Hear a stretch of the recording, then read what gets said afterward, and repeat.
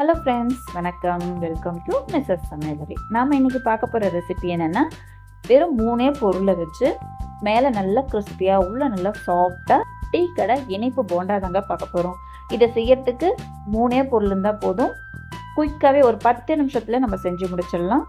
ரொம்ப டேஸ்டான இந்த இனிப்பு போண்டா எப்படி பண்ணுறது பார்க்கலாம். அதுக்கு முன்னாடி நம்ம சேனலுக்கு தான் ஃபஸ்ட் டைம் மறக்காமல் சப்ஸ்கிரைப் பண்ணிக்கோங்க. வாங்க இந்த இனிப்பு போண்டா எப்படி பண்ணுறதுன்னு பார்க்கலாம். இந்த இனிப்பு போண்டா பண்ணுறதுக்கு ஃபஸ்ட்டு ஒரு மிக்ஸி ஜார் எடுத்துக்கலாம். அதில் 1/2 கப் சர்க்கரை சேர்த்துக்கலாம். நீங்கள் வீட்டில் இருக்க நார்மல் டீ கிளாஸ் இல்லைன்னா நார்மல் ஒரு பவுல் எடுத்துக்கோங்க. அதுலேயே நான் எல்லா அளவுகளுமே சொல்கிறேன். இப்போது இந்த சர்க்கரையை நல்லா பவுடர் அரைச்சி தனியாக எடுத்து வச்சிடலாம். அடுத்ததாக ஒரு மிக்சிங் பவுலில் 1 கப் மைதா மாவு சேர்த்துக்கலாம். டீ கடை போண்டானாலே அதை மைதாவில் தாங்க செய்வாங்க. அதனால் நான் இன்றைக்கி மைதா மாவு தான் எடுத்திருக்கேன். இப்போ இந்த மைதா மாவு கூடவே அரைச்சி வச்சுருக்க சர்க்கரை இருக்கு இல்லையா, அதை சேர்த்துக்கலாம். கூடவே 2 சிட்டிகை உப்பு, 1/4 டீஸ்பூனுக்கும் கம்மியாக பேக்கிங் சோடா சேர்த்துக்கலாம், மாப்பச்சோடா. கூடவே 1/4 கப் புளிக்காத தயிர் சேர்த்துக்கலாம், 1/4 டீஸ்பூன் ஏலக்காய் பவுடர். இது எல்லாத்தையும் சேர்த்துட்டு நல்லா முதல்ல இதெல்லாம் ஒன்று சேர்ந்து வர அளவுக்கு நம்ம மிக்ஸ் பண்ணிக்கலாம்.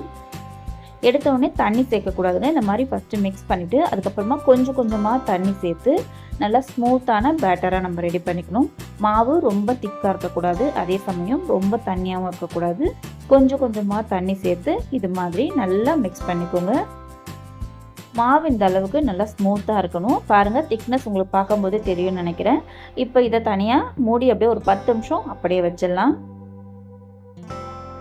ஒரு 10 நிமிஷம் கழித்து நான் எண்ணெயை நல்லா சூடு பண்ணி வச்சுருங்க. ஸ்டவ்வை ஹை ஃப்ளேம்லேயே வச்சு எண்ணெயை சூடு பண்ணிவிட்டு அதுக்கப்புறமா ஸ்டவ்வை சிம்மிலே வச்சு நம்ம சின்ன சின்ன உருண்டைகளாக மாவு எடுத்து சேர்த்துக்கலாம்.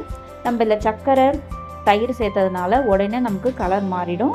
அதனால் ஸ்டவ்வை ஃபுல் சிம்மில் வச்சுட்டு கொஞ்சம் கொஞ்சமாக மாவு சேர்த்துக்கோங்க. ஒரு நிமிஷம் கழித்து கலர் லைட்டாக மாறி அதுவாகவே மேலுக்கு எழும்பி வரும். அந்த சமயத்தில் நம்ம இந்த மாதிரி திருப்பி போட்டுக்கலாம்.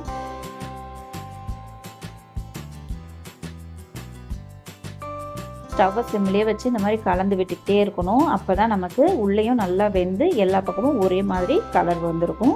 இப்போது எண்ணெயோட சலசலப்புலாம் அடங்கிடுச்சு. கலரும் நல்லா சூப்பராக ஒரு கோல்டன் ப்ரௌன் கலரில் வந்துடுச்சு. இப்போ நம்ம போண்டாவை எல்லாத்தையும் எண்ணெயிலேருந்து வடித்து எடுத்துக்கலாம். இதே மாதிரி மீதி இருக்க மாவுலையும் நம்ம போண்டாவை போட்டு ரெடி பண்ணி எடுத்துக்கலாம்.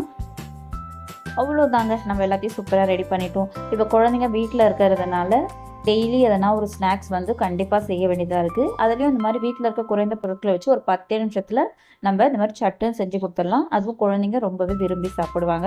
நம்ம கடையிலேருந்து வாங்கி கொடுக்குறத விட இந்த மாதிரி ஹெல்த்தியாக வீட்லேயே செஞ்சு கொடுக்கும்போது குழந்தைங்க ரொம்பவே லைக் பண்ணி சாப்பிடுவாங்க. இந்த வீடியோ உங்களுக்கு பிடிச்சிருக்கும்னு நினைக்கிறேன். பிடிச்சிருந்தால் மறக்காமல் நம்ம சேனலை சப்ஸ்கிரைப் பண்ணிக்கோங்க. கூட வர பெல் பட்டனையும் கிளிக் பண்ணிக்கோங்க. வீடியோ எப்படி இருந்துச்சுன்னு மறக்காமல் கமெண்ட் பண்ணுங்கள். தேங்க்ஸ் ஃபார் வாட்சிங்.